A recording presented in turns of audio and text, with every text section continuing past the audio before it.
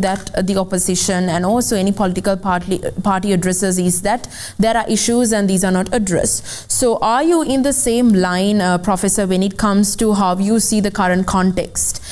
Are there past matters which haven't been resolved, which has actually caused whatever the issue that we are facing currently, which the MPP government has no responsibility as well? And how do you take about this past versus present situation in the political landscape?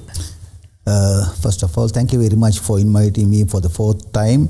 And also thank you very much, Derana, for taking up these very important topics. From time to time, they are taking very, very important topics. So before starting, I will start from the 16th USA president, right? So you can fool some of the people all of the time. And you can fool all of the people some of the time. But you can never fool all the people all the time.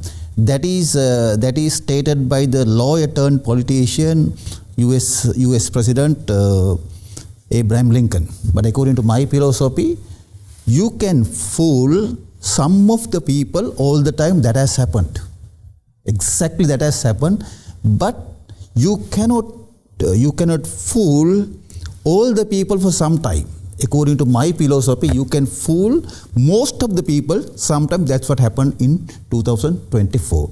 And finally, yes, you cannot fool all the people all the time. So please, I think the citizens of this country has to understand this real philosophy. And also, I would like to say, I think you all have heard about the lies, damn lies, and the statistical lies.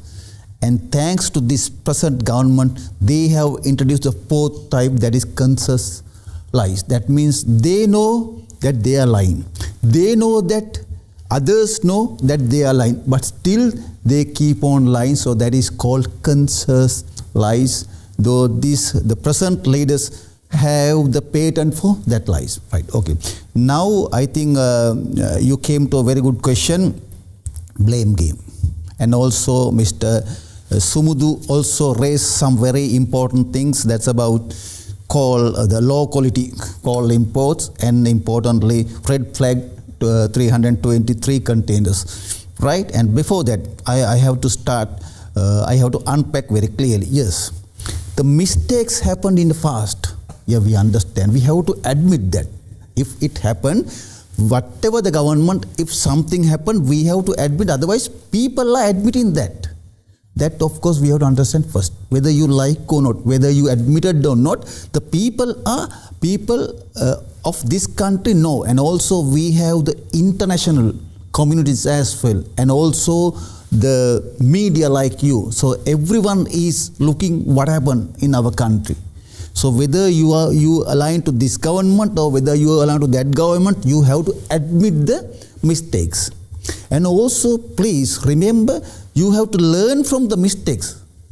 You are not supposed to continue from the mistakes that the previous government committed. So that what I have to tell very clearly. The past mistakes are real. We had to accept that, right? But the present government, right, as Mr. Sumudu very clearly said, the present government came to the power giving that lot of promises. Tons of the promises. So within that promises, they said that the as we discussed last time, freedom of the media and freedom of the expression and all these, and this transparency. So they promised all these things. Exactly those things are now not available. Okay, and the present failures, of course, you cannot be excused.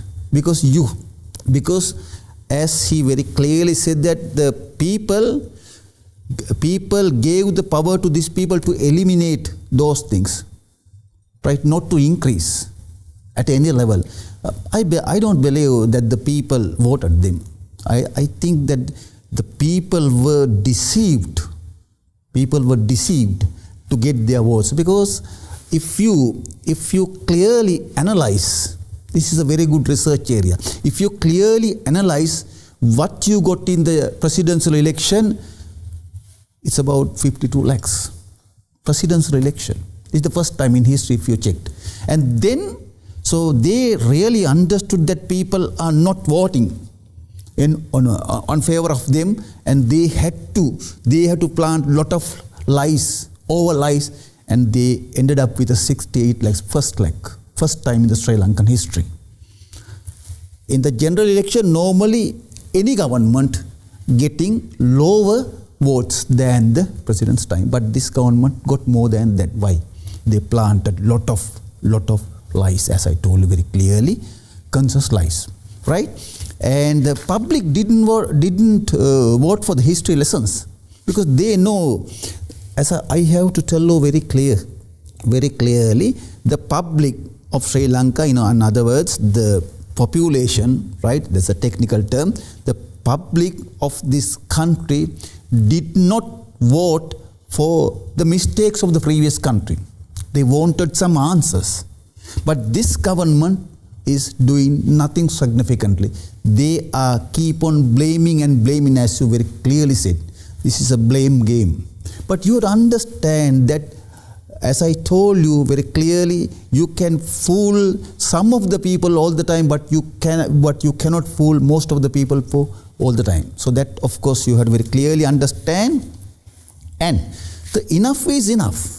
Now the government has already passed 1.5 years' time. So they have to face the general election, the president's election within another almost 3.5 years. But actually now they should have conducted the provincial council elections. But they don't do it because they know that they are unable to go to the masses. But anyway, they have to go for the presidential election. But I don't know how they go. Sometimes they will go for the referendum, asking whether you need the election or not, or whether to abolish the presidential election or not. There are some strategies to go. So I don't know. But anyway, they have to go for the election within another 3.5 years' time. But I don't know how they can go, because they have given all the promises which are available in the world to win the general election in the 2024. Now they are not in a position to fulfill their promises. What they do is they keep on blaming to the previous governments, and also they keep on lying, right? Lying. I will come back later. And so please try to understand now the government has the entire authority, that they are FCID, police, CID, bribery commission, they have everything, right? So now this is the time they have to show their colors, right? And this is a very dangerous justifications. As Mr. Sumudu very clearly said, this is low quality coal. So direct cost is about 10 billion, direct cost. But what about the social cost? It's uncountable. There are no known mechanisms to measure the social cost. But the direct financial cost, that's about 7 to 9 billion up to now, right? So the beautiful thing is not that. One of the lawyer turned lady, very famous, educated lawyer turned lady, she told publicly that previous governments also imported low quality coal, and we also imported low quality coal. So that's not a that's not a scam, or that's not a scam or fraud or nothing. So what a joke this is. So can you justify one mistake by another mistake? Especially lawyer, educated lawyer. Not just name lawyer, but in this government they have lot of named professors, lawyers, but this is definitely a qualified lawyer. She said that the previous minister of the previous government also imported some low quality coal. So this is also not a mistake. So she is trying to justify that mistake by using that mistake. That's very dangerous. Okay, and also as I told you very clearly, this is exactly the problem. So you have to admit the problems. Even if you admit it or not, people know it. So you have to understand that people know it. People can understand it, right? So the economic crisis, right? Yes, as he very clearly said, in 2022, 23, 24, we had some bad time. That is just because of the. I think I'll take it from there. We can continue in the second segment as well. Something that was evidently mentioned by you